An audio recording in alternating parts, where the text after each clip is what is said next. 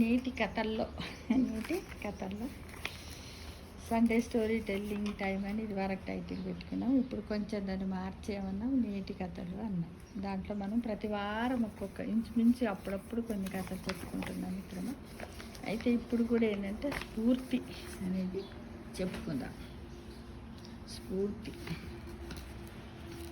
ఏంటంటే 8వ తరగతి చదువుతున్న ఆమె ఆటపాటల్లో కాకుండా చదువులోనూ టాపర్. ఆమెకు ఉన్న ఒకే ఒక లోపం ఏంటంటే మెల్లెకన్ను అనమాట. మెల్లెకన్ను అంటారు కదా, మెల్లెకన్ను ఉన్న వాళ్ళు అదృష్టవంతులు అవుతారు, మేధావులు అవుతారని కూడా మనం చిన్నప్పుడు విన్నాము, అందరు చెబుతూ ఉంటే. మెల్లెకన్ను అయితే దాన్ని లోపంగా ఆమె ఎప్పుడూ అనుకునేది కాదు. కానీ తోటి విద్యార్థులైన స్వప్న,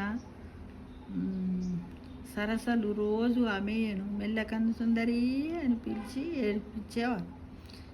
తన ఫ్రెండ్స్ ఉంటారు కదా తోటి వాళ్ళు, ఇప్పుడు ఏదైనా ఉన్నప్పుడు అట్టనే అంటారు కదా, దాన్ని మళ్ళీ ఎలా చూడండి, మెల్లకన్ను అనేదే మళ్ళీ పక్కన ఏం చేర్చారు, సుందరి, మెల్లకన్ను సుందరి అన్నారు. ఎవరినన్నారు? ఆమె.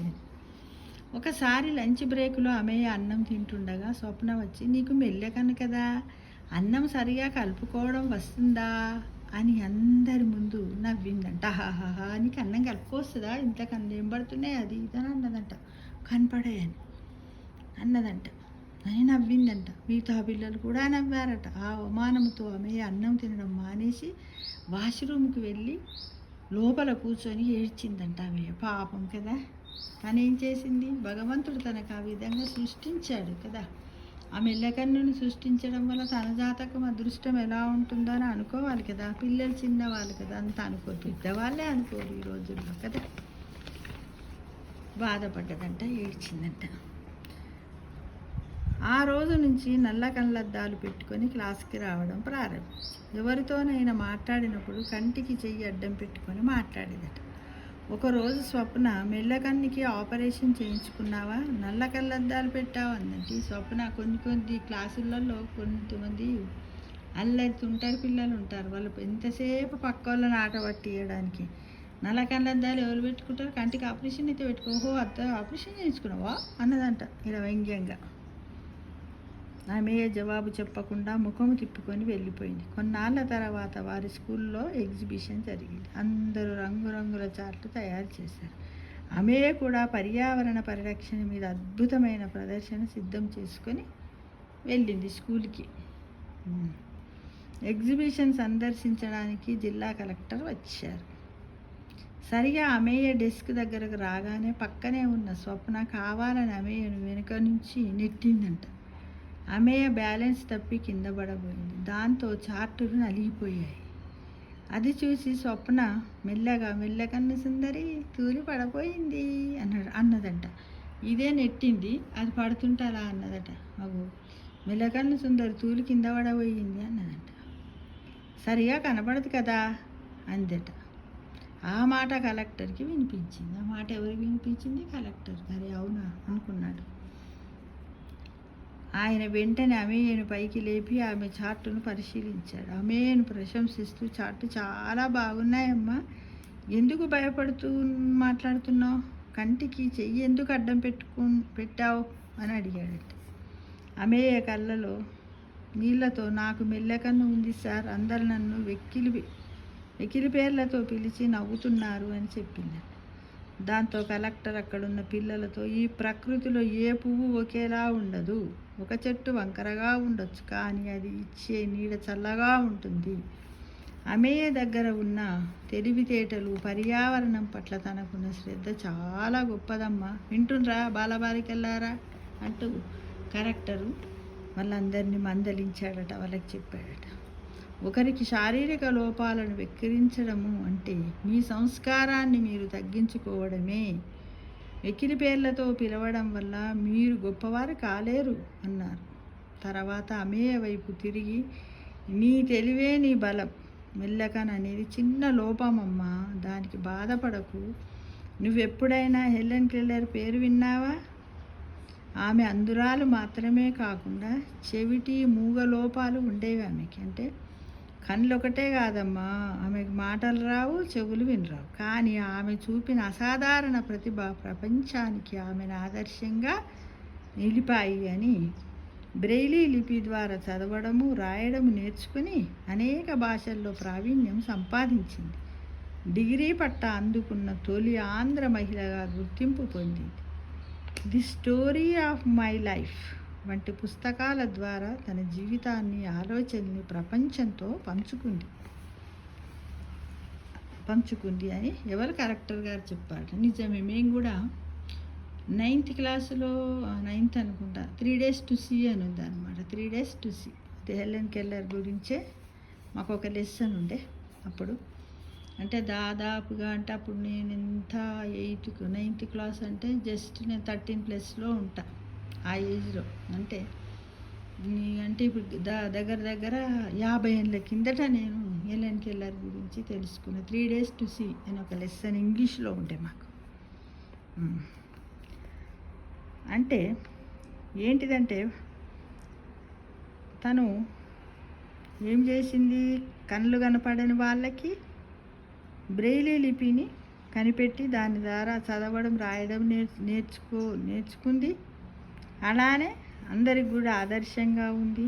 ఎన్నో డిగ్రీ పట్టాలందుకున్నటువంటి తొలి ఆంధ్ర మహిళగా కూడా నిలిచిందమ్మా.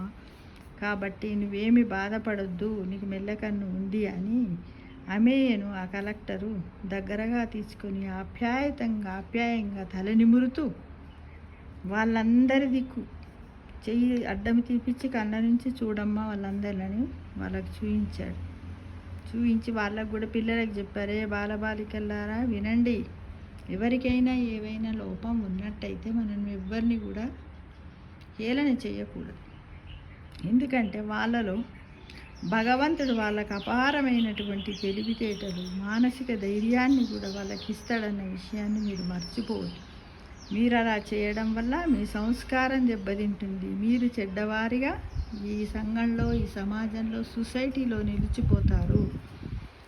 నేటి బాలలే రేపటి పౌరులు కదా, అందుకోసం మీరు అలా చెయ్యొద్దు ఇక నుంచి అని ఏం చేశాడు, పిల్లలందరినీ పిలుచుకుంటూ ఒక్కొక్కరిని హమేకి షేక్ హ్యాండ్ ఇచ్చుకుంటూ అందరినీ ఫ్రెండ్స్ చేశాడనమాట. ఎవరు, కలెక్టర్ గారు. అంటే వికలాంగుల హక్కులు, మహిళా హక్కుల కోసం పోరాడింది హెలెన్ కెల్లర్ అని చెప్పాడు. వాళ్ళకు ఆమెను స్ఫూర్తిగా మీరు తీసుకోవాలని చెప్పాడు. ఆ కాలంలోనేమో అప్పుడు ఆమెను తీసుకున్నారు, ఇప్పుడు ఇక్కడ ఎవరిని తీసుకోవాలి, ఆమెను స్ఫూర్తిగా తీసుకోవాలి. ఎందుకంటే ఈ స్వప్న ఏం చేసింది, తను ఎలాగ మంచిగా చేసిందన్న విషయం స్వప్నకి తెలుసు, తను ఇయ్యలేదన్న విషయం తెలుసు. కానీ ఈ ఆమెను ఏం చేసింది, తోయడం వల్ల ఏంటంటే అన్నీ కింద పడిపోయినాయి, చార్ట్స్ అన్నీ కింద పడిపోయి ఖరాబ్ అయిపోతాయి కదా, డిస్టర్బ్ అవుతాయి కదా. అప్పుడు ఏమనుకుందంటే అవన్నీ కలెక్టర్ ఏం చూడాడు, నా ఏ చూస్తాను నన్నే మెచ్చుకుంటాడని దుర్బుద్ధి స్వప్నలో వచ్చింది. కానీ ఆ సంఘటన స్వప్న చేయడం వల్ల ఆమె కలెక్టర్ గమనించింది కాబట్టి ఆమెకు మంచి జరిగింది. అవునా కదా చెప్పండి. జరిగి ఈ హెలెన్ కెల్లర్ గురించి కూడా చెప్పడం జరిగింది. కాబట్టి చాలామంది పిల్లలు ఇలాంటి చేష్టలు తెలిసి తెలవని వయస్సులో చిన్నపిల్లలుగా ఉన్నప్పుడు ఈర్ష్య, రాగద్వేషాలు ఉంటాయి, అవన్నీ చేస్తూ ఉంటారు. కానీ చెయ్యకండి అమ్మా, ఇప్పుడు కూడా చెయ్యొద్దు. ఈ ఘటన తర్వాత స్వప్న, సరసలు తమ తప్పు తెలుసుకున్నారు. అమేయ దగ్గరకు వెళ్ళి మమ్మల్ని క్షమించు అన్నారు.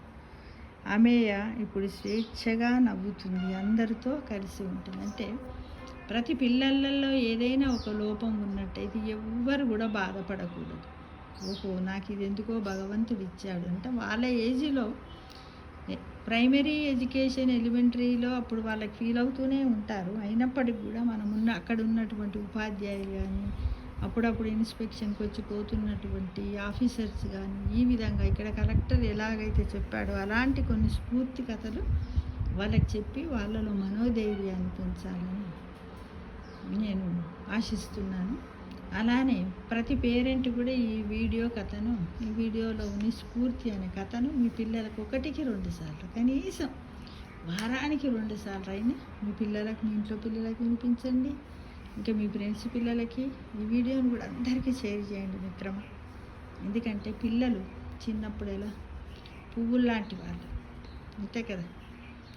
ఆ పువ్వే ఏమవుతుంది, దాన్ని మనం పదిలంగా ఉంచుకున్నట్టయితే కాయగా వస్తుంది. ఆ కాయని ఇంకా పదిలంగా ఉంచుకుంటే పండు పడుతుంది. ఆ పండుని ఇంకా ఉంచుకుంటే విత్తనాలు తయారు. ఆ విత్తనాలే ఏమవుతాయి, రేపటికి మళ్ళీ మొక్కలుగా మొలకెత్తుతాయి మిత్రులు. ఈ విధంగా మనం పిల్లలలో వాళ్ళ యొక్క ప్రావీణ్యాన్ని పెంచడానికి ప్రతి ఒక్క పేరెంటు, ఉపాధ్యాయులు ప్రతి ఒక్కరు కూడా ముందుండాలని ఆశిస్తున్నాను. Thank you for watching.